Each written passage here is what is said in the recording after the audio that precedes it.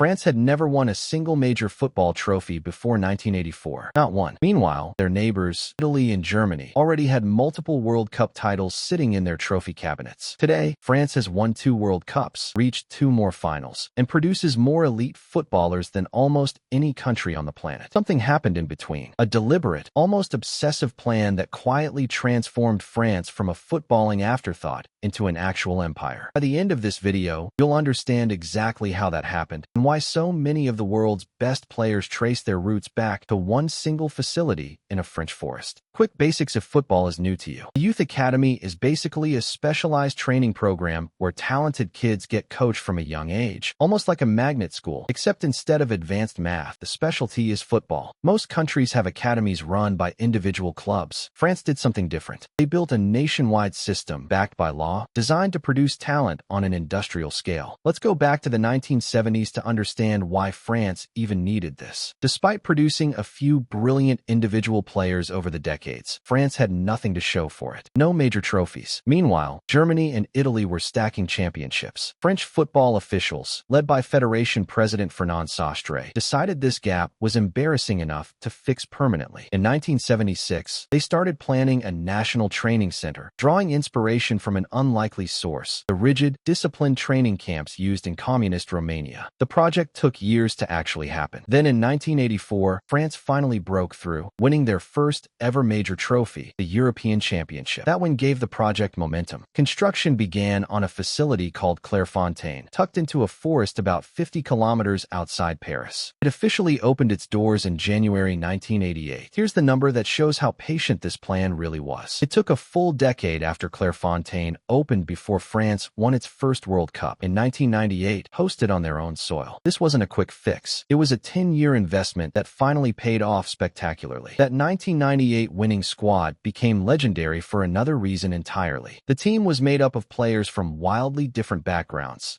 some with roots in Algeria, Armenia, Guadeloupe, and West Africa. French media at the time nicknamed the squad Black, Blanc, meaning black, white, and Arab, celebrating it as a symbol of a modern, multicultural France. Zinedine Zidane, whose parents emigrated from Algeria, scored twice in the final. France winning its first ever World Cup with a team that looked like the country's immigrant neighborhoods wasn't just a sports story. It became a genuine cultural moment. Here's where things get interesting, though, because Clairefontaine wasn't actually built for the biggest stars. It was designed for kids specifically from the Paris region called Île-de-France. Only about 23 boys, aged 13 to 15, get selected into the program each year. That's an incredibly small number, producing an outsized share of the world's talent. Kylian Mbappé, arguably the best player of his generation, went through this exact program before choosing to continue his development at Monaco instead of a bigger, more famous academy elsewhere. Thierry Henry came through the same system. So did Nicolas Anelka. 2 years after that 1998 World Cup win, Henry and Anelka led France to another trophy, the 2000 European Championship, using an almost entirely different generation of Clairefontaine graduates. 2 different titles, 2 years apart, 2 completely different squads built from the same pipeline. Now here's a fact that genuinely surprised experts when it came out. Clairefontaine isn't even the whole story. It's just the most famous piece of something much bigger. In 1973, France passed something called the Professional Charter, a law that legally required every single professional football club in the country to run its own youth academy. Not optional, mandatory. Today, there are 37 club academies operating under this system, developing around 2,000 players between ages 15 and 20, alongside 22 additional pre-training centers for even younger kids, including facilities located in Guadeloupe and Réunion, French territories located in the Caribbean and the Indian Ocean. Think about that for a second. France built football pipelines reaching all the way into island territories thousands of miles from Paris, just to make sure no talent slipped through unnoticed. Why would a country go to such extreme lengths? Here's the answer that connects everything together, and it's surprisingly financial. Unlike England or Spain, where wealthy owners regularly pour enormous sums directly into their clubs, French club owners have historically been far more reluctant to spend big. That means many French clubs can't simply buy their way to success. Developing young players and selling them abroad for massive transfer fees became less of a bonus strategy and more of a survival necessity. There's a club called Socox that was actually facing relegation due to financial trouble, and their academy alone generated enough transfer revenue to save the entire club. Youth development in France isn't just about winning trophies. For plenty of clubs, it's literally how they stay in business. So did this obsession innovation with development actually work at scale? Here's a statistic that should genuinely shock you. At the 2018 World Cup, there were 52 French-born players competing, and that number doesn't just count the actual France national team. It includes players born in France who ended up representing other countries entirely. That made it the fourth consecutive World Cup where France supplied more players to the tournament than any other nation on Earth. A study from the CES Football Observatory later confirmed France sits as the second biggest exporter of professional footballers in the entire world, trailing only Brazil, a country with over 3 times France's population. Pause on that comparison for a second. A country roughly the size of Texas in population is outproducing football talent compared to almost every nation except Brazil, one of football's most legendary talent factories in history. Let's fast forward to see how this pipeline kept paying off decades later. In 2018, France won their second World Cup, beating Croatia in the final. That squad again leaned heavily on academy graduates, including a teenage Mbappe, who became only the second teenager ever to score in a World Cup final, joining Pelé on that short list. Then in 2022, France reached the final yet again, this time losing a dramatic match to Argentina on penalties after the game finished tied at 3 goals apiece in one of the most entertaining finals in World Cup history. Add it up, and France has reached 4 World Cup finals since 1998, winning 2 of them. Very few nations in the modern era can match that level of consistency at the very top of the sport. Here's an observation that ties this whole story together in a way most fans never think about. Unlike Spain, known for a specific possession-heavy passing style, or Germany, known for relentless pressing and structure, France doesn't actually have one single tactical philosophy that defines their football. Clairefontaine's coaches have said this openly. Their focus was never about forcing every player into one system. It was about producing technically brilliant individuals who could slot into any team, any style, any system, and immediately make it better. That's arguably a smarter long-term strategy than building an entire national identity around one rigid tactical approach that can eventually go out of fashion. So what's the real lesson buried inside France's rise? It wasn't luck. It wasn't a single golden generation that happened to appear out of nowhere. It was a 40-year infrastructure project,